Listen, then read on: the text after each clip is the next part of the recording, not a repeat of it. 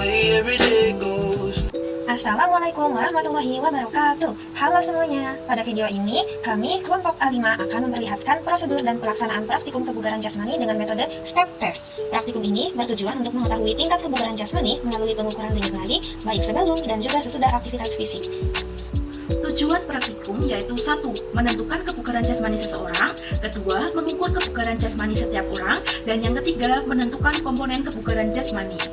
Menurut Muzaki tahun 2022, indeks kebugaran jasmani dipengaruhi oleh usia, di mana kemampuan fisik menurun seiring bertambahnya umur, serta jenis kelamin yang mempengaruhi komposisi tubuh dan hormon. Faktor genetik mempengaruhi kapasitas aerobik dan respon tubuh terhadap latihan, sedangkan pola makan dan aktivitas fisik rutin penting untuk menjaga kebugaran. Kualitas tidur, kondisi kesehatan kronis, dan kebiasaan merokok juga berdampak signifikan. Begitu pula faktor sosial, demografi maupun lingkungan.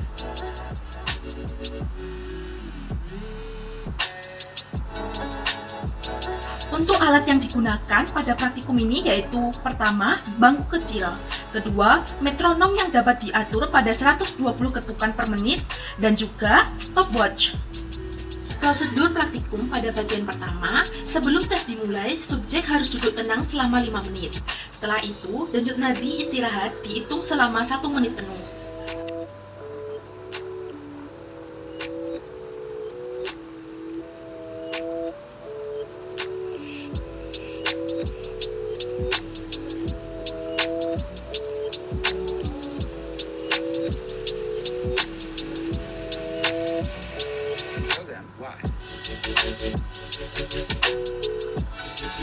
Prosedur praktikum pada bagian 2, selanjutnya metronom diatur pada 120 ketukan per menit.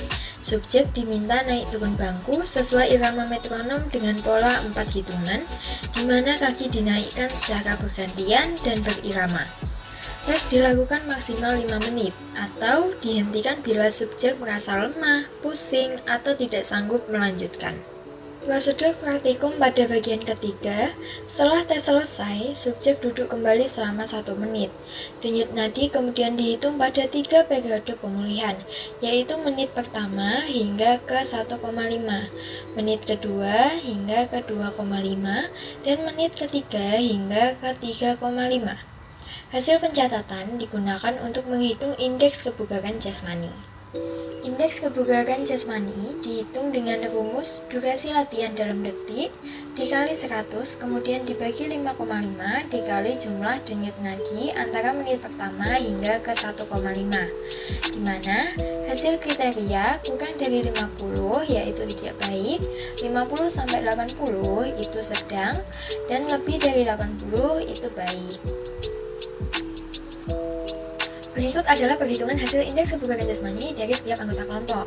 Untuk Dwi, durasi latihan adalah 114 detik dan denyut nadi pada menit pertama hingga ke 1,5 adalah 55.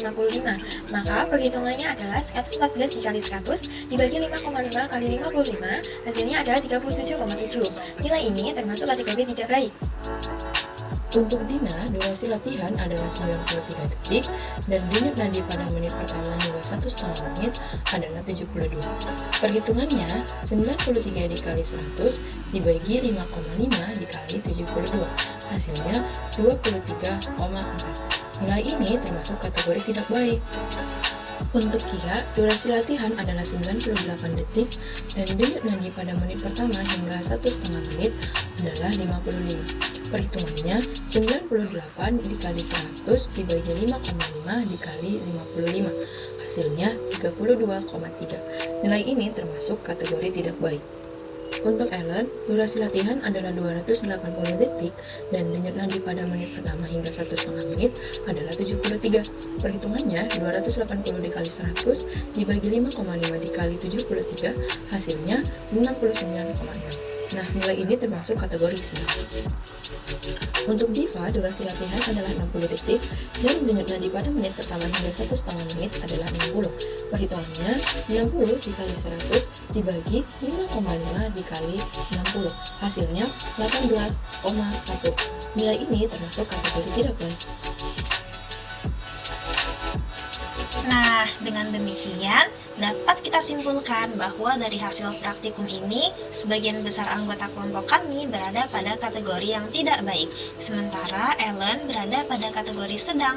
Hal ini menunjukkan bahwa kebugaran jasmani setiap individu berbeda-beda, tergantung durasi latihan dan juga denyut nadi pemulihan.